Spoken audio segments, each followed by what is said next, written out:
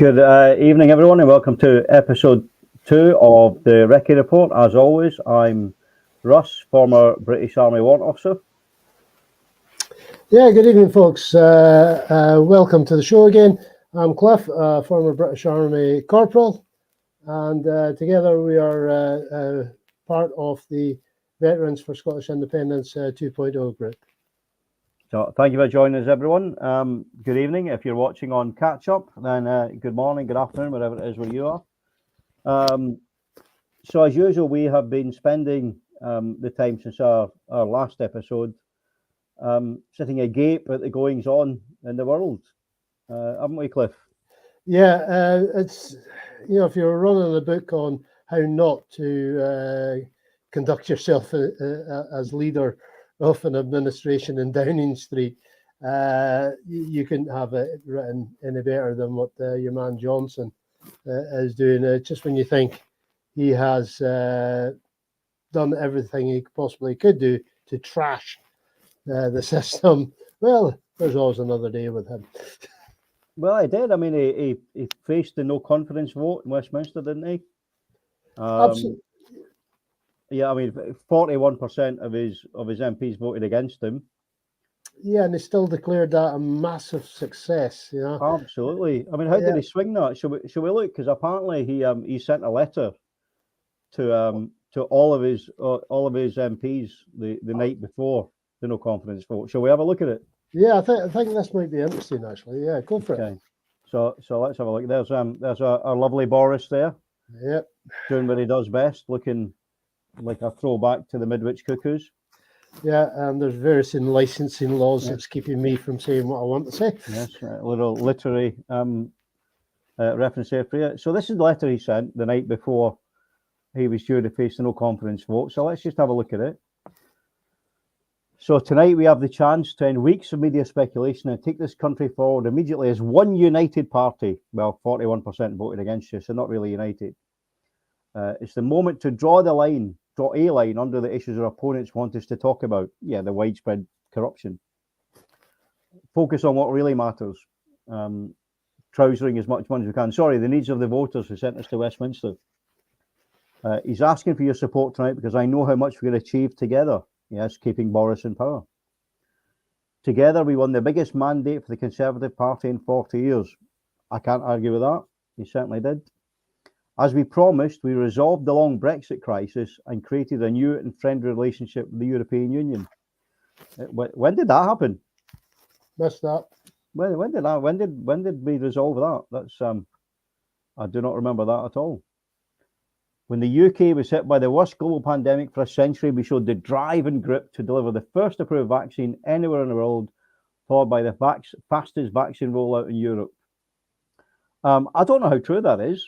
We still had record numbers of dead in this country compared to other countries, so I'm not sure how successful you can say that was. It was because we took tough but responsible decisions during the pandemic. We were able to reopen our economy speedily. The result, we now have the lowest unemployment since 1974, and the largest amount of food banks, I would suggest as well. The tough decision to become the first European country to help the Ukrainians to protect themselves against Russian aggression. Again, I'm not sure how true that is, but yeah, we should have. That was the point. From tackling social care to striking an economic and migration partnership with Rwanda. Is that what we're calling it? We can be trusted to deliver bold and innovative solutions to difficult or long-standing problems. And by bold and innovative, they obviously mean heartless and uncaring. But there we go. I say all this not because I want to take satisfaction in past achievements, or you do, Boris. Because now is the time to concentrate every ounce of that same energy and driving the priorities of the British people. And my priority is getting Boris out, so I don't know about you. As the whole world struggles with the economic impact of Putin's aggression, we have already taken decisive action. Again, I must have missed that. What decisive action did we take? Just as we took decisive action during COVID to shield the public from the energy price spike. Did I fall asleep and miss something? We are helping 8 million of the most vulnerable households with £1,200 of support amid many other measures. £1,200, which is probably less than the annual increase on fuel, to be fair. Because we have the fiscal firepower to help because of the tough and contested decisions we took during COVID.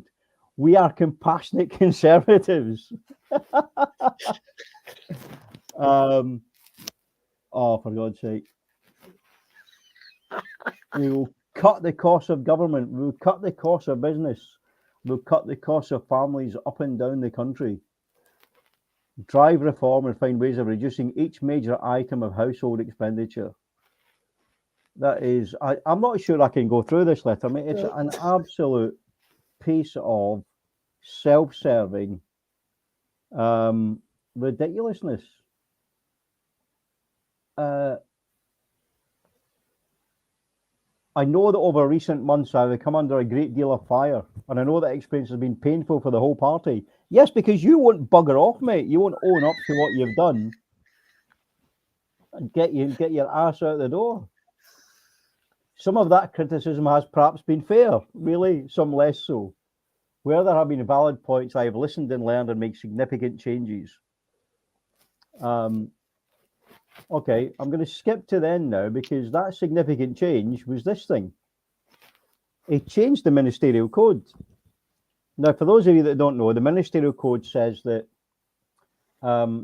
ministers who knowingly mislead Parliament would be expected to resign. That's the ministerial code. It's straightforward. What Boris Johnson has changed it to is that they won't be expected to resign for minor infractions.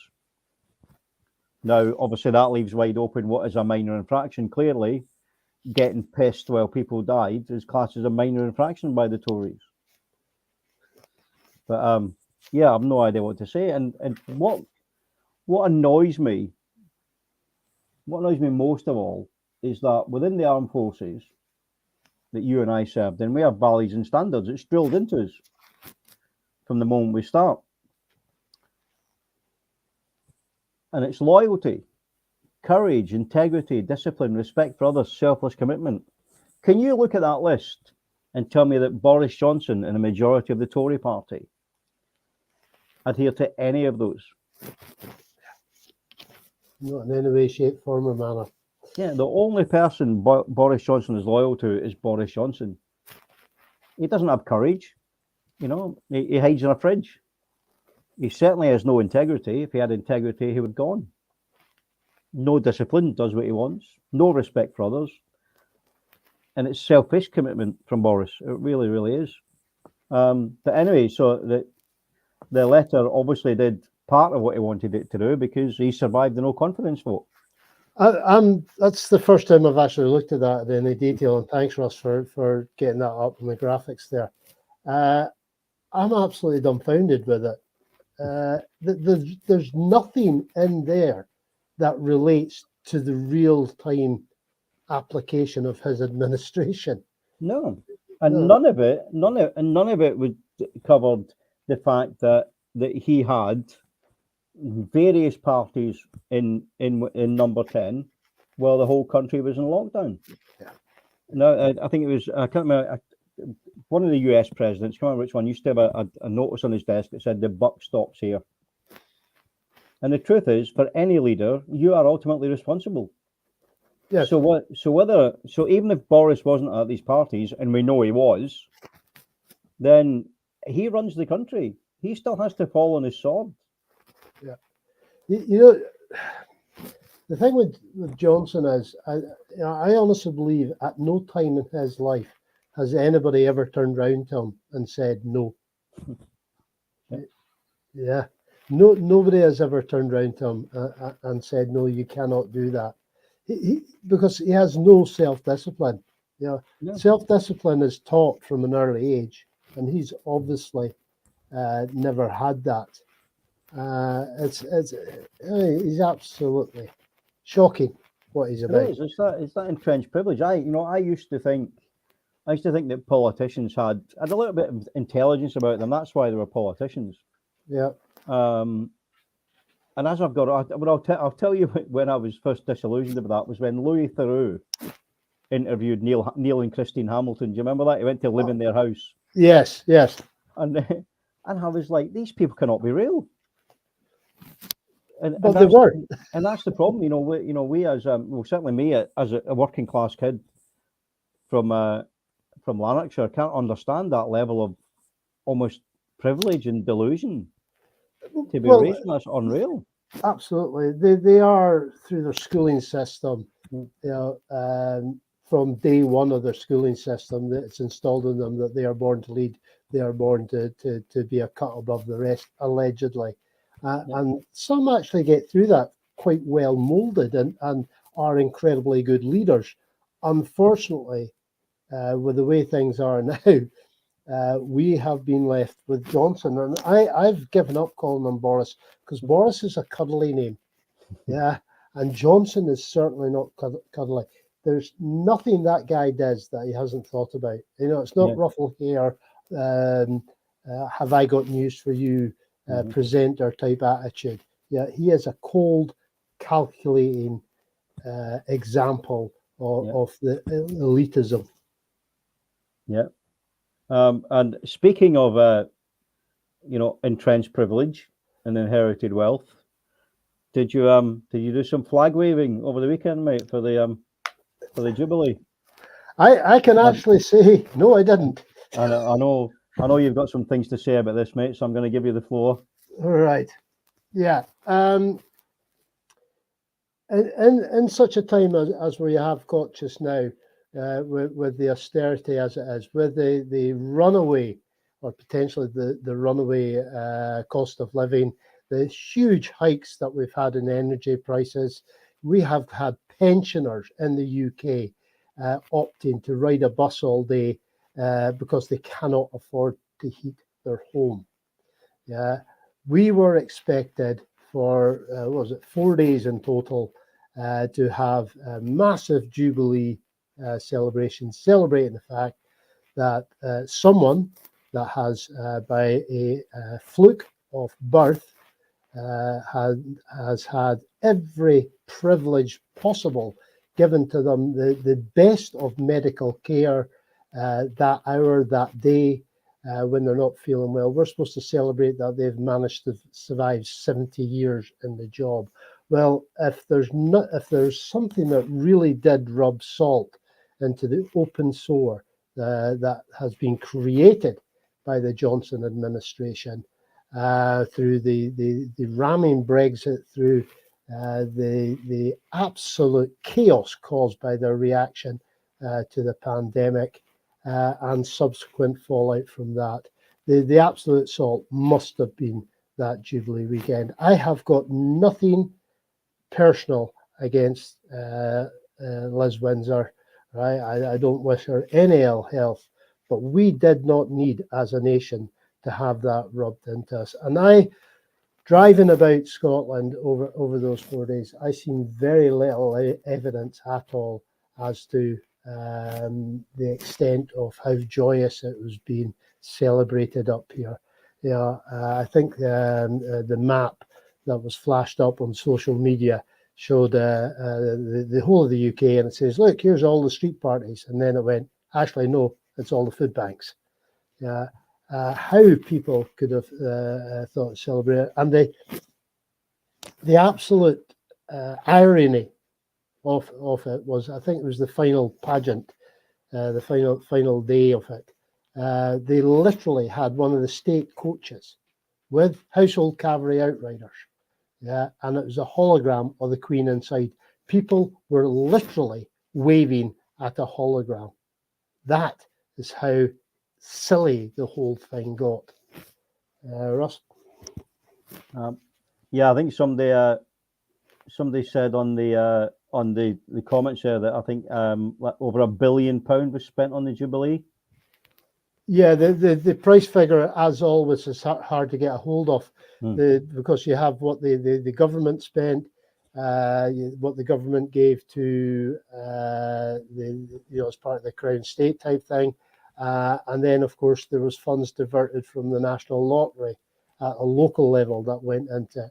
So as everything connected with the royalty, trying to actually trace or track exactly where the funds are and who paid for them is also a difficult one. Mm. What is stark ravingly obvious is that money could have been better spent protecting their pensioners. Yeah. And that is the bottom line. I just could not get my head around the insensitivity of that celebration. Johnson, again, is trying to create this sort of Churchill effect around him. Yeah, he's trying to be another Churchill without fully realizing just what a complete, and I'm not saying the word alive on here, person Churchill was. Yeah, You know, I mean, he's got the casual racism down pat, no doubt. But yeah, he's certainly not got the leadership. No. I mean, Churchill was the right person for that particular part. The Second World War, you needed that. Yeah, but go on. Yeah, prior to that, his career in politics was littered with chaos, and after that, he didn't do so well either. His arbitrary announcement to Empire and Commonwealth that the new Queen will be known as Queen Elizabeth II, regardless. Yeah. That didn't last too long in our post boxes. No, absolutely, mate. And it's the waste of money. You know, as someone said, that hologram was creepy and expensive. I don't know if you've seen the clip where it was the Queen having tea with Paddington. I am aware of it. I seen that. It was something I had a brief look at and I thought. And it was just strange. And when I was watching that, you know, and it was in one of the staterooms, it looked like in Buckingham Palace. And I'm watching that, you know, an animatronic or an animated or CGI bear. And what I'm looking at is the cups and saucers, which probably cost more than the average house in Scotland. Yeah. You know, and somehow that's appropriate. It's appropriate to show such outlandish, garish wealth to people that are struggling to make ends meet. It's, and again, the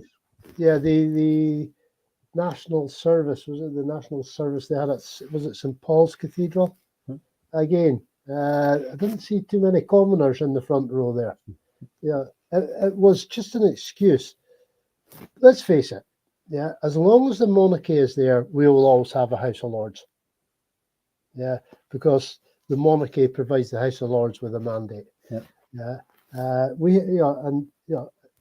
I don't think the monarchy in the UK is going to survive much past Liz Windsor. I really don't. How Scotland votes for it when we get a vote on it after our independence is entirely up to the people of Scotland. Absolutely. You know, people say she brings millions in tourism, but you know what? You know, the Palace of Versailles still takes visitors and makes millions a year, and you know, there's no monarchy there to fill it anymore. I think just as many people will come to Britain to see where the Queen used to live. Yeah. The big draws. UK is number 10 on tourist visits. It's the 10th country for people to visit. The big draws are the parks, the big parks. Absolutely, that's the big one. And then it's museums. Next, there's all the different museums, especially down around the London area. Yeah, well, that's the people from other countries coming to see the shit we stole from them, isn't it? Yeah, exactly. Yeah, if you can't find it in your country, visit the British Museum. No, absolutely. So talking about massive waste of taxpayers' money, Cliff. Do you like that segue? Moving straight into the military waste of money. So what have you got, buddy? Oh, right. Yes, this is the ongoing saga of the Ajax program. Now, periodically, the Navy, the Air Force, and the Army need new bits of kit. And obviously, the bigger the bit of kit, the more money it costs. So the British Army, or the MOD, I should say, has come up with a marvellous idea that they're going to kit out the British Army with new armoured fighting vehicles, tracked vehicles, and they were going to base them on a design that's being used by the Spanish Army and by the Australian Army. And it's General Dynamics now owns the companies that make them, so there was a deal done with them. So far, it has been an unmitigated disaster. These are the vehicles that have hit the press lately, and I've got the National Audit Office document, the summary, in front of me here. These are the vehicles that hit the headlines lately because the MOD have restricted the top speed to 20 mile an hour because of the vibration issues. 20 mile an hour on a modern battlefield is not a good speed. They have restricted the crews to so many hours working in them because of the vibration issues and noise issues. Anybody that has been working on the Ajax program has to have upgraded hearing protection and audiograms done over and above what would normally be happening in the armed forces. They reckon the problem stems from the fact that the left hand is not speaking to the right hand. And this is from the audit, so the National Audit Office. Let's get their title correct. Right, so there's a whole list. There's 11 pages of absolute disaster. But the big one that hits me in the face, bearing in mind that some of them were bridge layers, some of them were recovery vehicles, but the fighting vehicle, the actual fighting vehicle, upgraded turret, digital communications, and a fighting gun on the thing. Except they actually hadn't developed the gun for the turret. So the manufacturers were saying, right, what gun are you going to put in it? We don't know yet. They're going, well, we can't really build a turret until we know what to put in it. Yeah, because obviously all guns have different characteristics. So that was one of the big faults with it. But the department, and they keep calling it the department, that's the MOD, have not managed the program effectively. Yeah, this goes back to one of the first things about government. Yeah, the government there is to protect us. Yeah, it's to provide security, right? And they can't even provide security for our armed forces. The department did not create effective mechanisms or incentives to resolve safety issues. Yeah, they ran this program and they just wanted dates. It'll be ready by this. It'll be ready by this. And if anything, it's a real throwback to the old Soviet way of doing things. Yeah, the 5-year plan is being met. Honestly, yeah. Well, why are the people starving? In this case, why are the troops still not got the 500 vehicles? Yeah, it's just 11 pages of absolute chaos. Yet we have unionists trying to have a dig at the Scottish government for 2 ferries. And yes, those ferries, the thing with the ferries, was not the Scottish government's finest hour. I'll absolutely admit that. All right. But by heck, it doesn't mean anything when it comes to the cause for independence. Yeah, it does. It pales in, it pales into insignificance from the money squandered by the Westminster Tory government year after year after year. Let's not forget Boris is London Mayor and his bridge to nowhere and all the malarkey there. It's ridiculous. Yeah, the other one there with his mayorship was the water cannon. Yeah. Sorry, mate, they're illegal. Yeah, he didn't. He never even thought to check on that. And his bikes, which are getting glossed over, they're absolutely a big drain on London. Yeah, those bikes. But we may have a change coming soon, mate, because there's been an announcement, hasn't there, from Butte House? Yes, absolutely. Tomorrow morning, I believe, or tomorrow at some stage, I believe, Nicola and Patrick Harvey are going to be standing up and they're going to be delivering the first of the papers on the roadmap to Scottish independence. And that's just been done in such a grown-up, joint up hand. They've thought about it, they've put it out to consultation, and they're going, right, this is the first part of it. You'll get phase 2, phase 3, and phase 4 as we get them out. Let's get people used to the idea. Yeah, and it just shows you that, of course, we're all eager to get independence. And I fully appreciate there's some that have been fighting a lot longer than what me and you have, Russ. Yeah. But patience is required. We are so very, very close to it. So yes, I'm looking forward to that, and I dare say social media will be awash with it. But Oh, it will be. The propaganda teams will be out in force from the unionist side to poo-poo. I mean, if you remember the white paper, Scotland's future, they were all over that. Now, was it perfect? No, but it was, at least it was something. It was a massive booklet detailing lots of things. Brexit was done on the back of a fag packet. did they actually do it on anything? Yeah, I know it was absolutely. So yeah, I'm kind of looking forward to that. So that should be good. And the main thing, and I think and I alluded to it earlier, I think the main thing that we get from independence is we get to choose a different path. I mentioned Rwanda earlier. How can we sit here as a country, and I'm trying not so hard not to swear because this is quite, we're live. The fact that we can talk about sending people to Rwanda, for God's sake, people who are fleeing wars and famine and terror, oftentimes implicitly, if not explicitly, supported by the Tories, are being shipped out to Rwanda, for God's sake. Yeah, the agreement they've got with Tories have got with Rwanda is not recognised in international law. Yeah.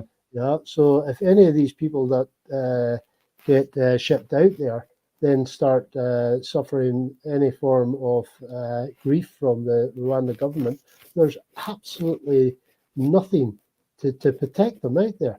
Yeah. I've seen a clip where Joanne Cherry was quizzing one of the ministers on this one. And the minister says that there's no systemic abuse. Yes, okay, there's no systemic abuse, but there is abuse going on there. Yeah. Both the State Department in the US and two major agencies to do with refugees, plus the UN, have come out and said there is abuse happening in Rwanda. Yeah, and we're chucking people over there for that. Yeah, it is. Somebody came up with this. Somebody focus group this. Yeah. Priti Patel didn't just come out and say we're going to send people to Rwanda. Somebody somewhere has come up with this and thought this is a good idea. And maybe I'm incredibly naive, but I can't see how anyone looks at this corrupt union and thinks, more of this is what we need. I think those people that are looking at it now are looking for alternatives. Yeah, and that's where we have to sell the idea of an independent Scotland. Warts and all, but we have to sell that idea to Scotland. But I think there'll be more people now looking at this, because you're absolutely right, Russ. How can anybody with an ounce of decency look at the Johnson administration and think, yep, I'm proud that they're in there doing what they're doing for me. It is. It's unreal. It's the Trumpification of British politics. Yeah. The fact that he can come out and lie and get away with it because he's our guy. Yeah. It's very much. It doesn't matter what he says. We're Tories, we're unionists, so he can do whatever he wants. And that's where the Democrats mucked up in America, because they tried to fight that by being truthful, and it just didn't work, because it's the whole soundbite thing. I hope our politics, certainly in Scotland, don't devolve to that level. Yeah. I would hate that, but yeah. I can't see that happening. Right, we are rapidly running out of time here, buddy. We are. It's the time goes so quickly when you're discussing how horrible Westminster serves us here in Scotland. Yeah. It's now June. We're slightly later for our next episode, aren't we, mate? We bumped it a week, so it's not the second Monday of next month. It's the third Monday of next month. So I was going to say for our regular listeners, but only 2 episodes in. So can we really count? Can we really say we've got regulars yet? Oh, of course we can. Let's encourage. But thank you so much, everyone, for joining us again for this lovely get together, and listen to me and Cliff get angry about the state of the union. Please get angry with us. You know, it makes sense. But thank you so much for joining us. Take care, and we'll see you next time. Yeah, thanks everybody, and I totally endorse what Russ has just said there. Remember, folks, our future is bright. because independence is right. Well said. Take care, everyone. Take care.